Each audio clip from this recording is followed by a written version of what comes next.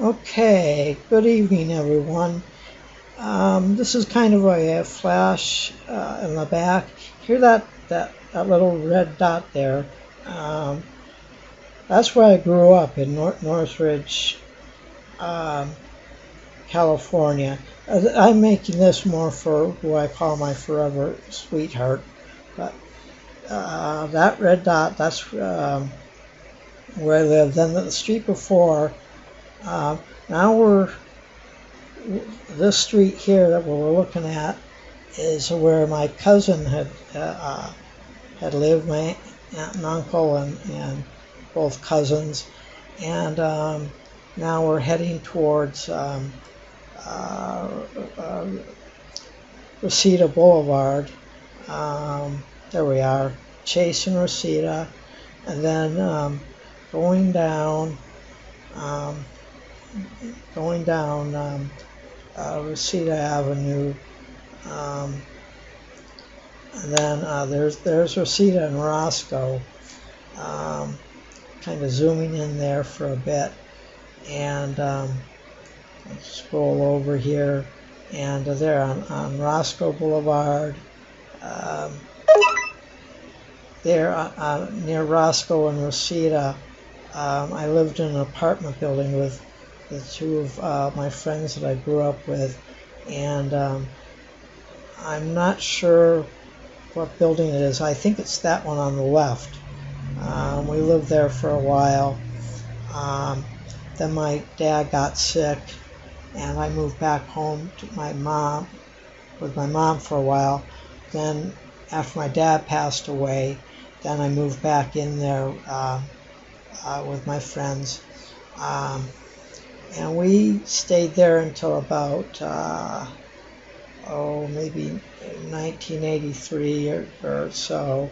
And as you can see, I'm typing there. So about 1983, then my friend's father bought a house for us to stay in, and as you can see, I'm typing in Zelza Avenue. There it is. It's somewhere in this vicinity here. Not exactly sure what house, but we stayed there for a while, and finally my friend's father came to visit and decided that he wanted to sell the house. That was about 1984, so we were there for a while till about 1984, and that's kind of where I got out of the computer industry into the insurance industry, and where I met a number of people in the music industry and that sort of thing, but we'll get to that in a minute. I don't want to go into exact details of who and what, but I through a friend of mine, I really wanted to meet Alice Cooper. He had a gathering for one of his birthday parties out in Canoga Park, and but Alice Cooper couldn't make it because I guess he was sick or something. David Crosby was going to come, but he was in jail in Texas at the time for gun possession. So, those are type of the people that I had encounters with during my time in the insurance industry, and there I am. It's the last place I lived in Southern California before I moved north. Woodman and Hart. We'll get to that. But I lived there for a while, and which really wasn't too far from Sherman Oaks. And you'll be seeing where I took I was at this point in time, my life was changing. I was getting out of all the drugs and just all the bad people. So I knew some really bad people, knew good people, but I knew some really bad people too. So I was getting out of the drug and back into my photography, and so I was taking a lot of still shots for stock photo agencies and stuff. Yeah, that building there, it was at that little intersection there where the red dot is, the lower right. That was at the apartment building that I was in, and this was the area that I kind of circulated in. This was 1986. Yeah, 1986. So I was 28 at the time. Just, getting off of drugs and that sort of thing, and starting to concentrate more on my photography, and actually I also that's when I actually started taking public speaking courses.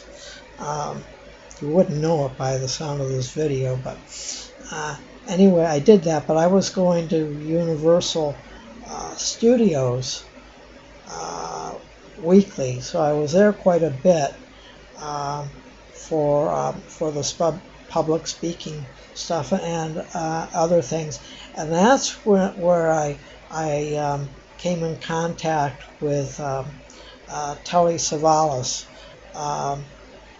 and we had a chance to.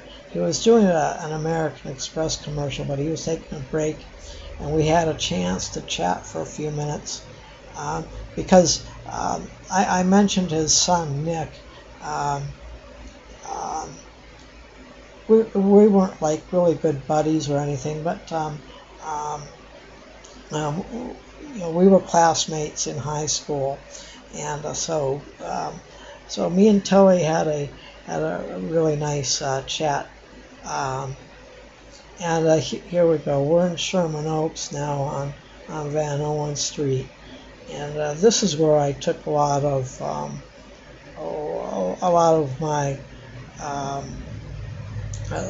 shots for stock photos over here and there. I believe that's Van Nuys Boulevard. Yeah, that's Van Nuys Boulevard. And then I was in this area a lot, and this is where I was taking a lot of stills. And there you can see all the residential areas. I drove up and down some of those streets, just looking for shots, anything interesting. So that's what I was doing at the time. Again, that was 1986. Now we're going to jump back to back to actually about 1982. We're going back to 1982, where I worked in Studio City for a while. That's where I met George Kennedy. I was working at a place, and he came into the shop, and I was just one of the workers in the back, and the manager called me to help him out with his order.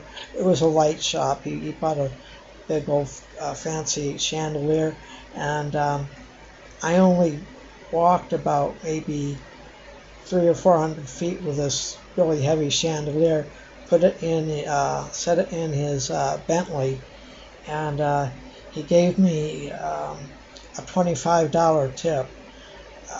And he says, no, don't share that with anybody. One of the nicest men I've ever met, George Kennedy. Him and Telly Savalas are two of the nicest men I ever met.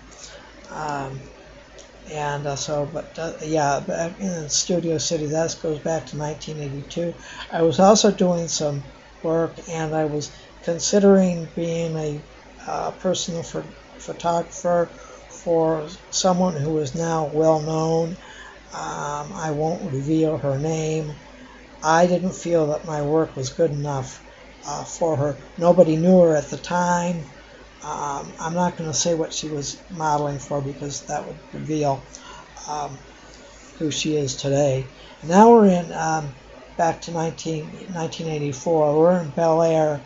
I went to quite a few parties here. It was back when I was in the insurance, and the broker of the agency, his clients were all pretty well-to-do, lawyers, doctors, other people, and then people in the entertainment industry. I don't remember what exact place, but I'm just scrolling over Bel Air right now. But yeah, I was there quite a bit in the area. I went to some black tie events and some other things. Some really really elegant parties, I guess, or events, or whatever you want to call them. And that's how I got to know a few people. And again, I'm not going to I'm not going to name any names, but that's about it.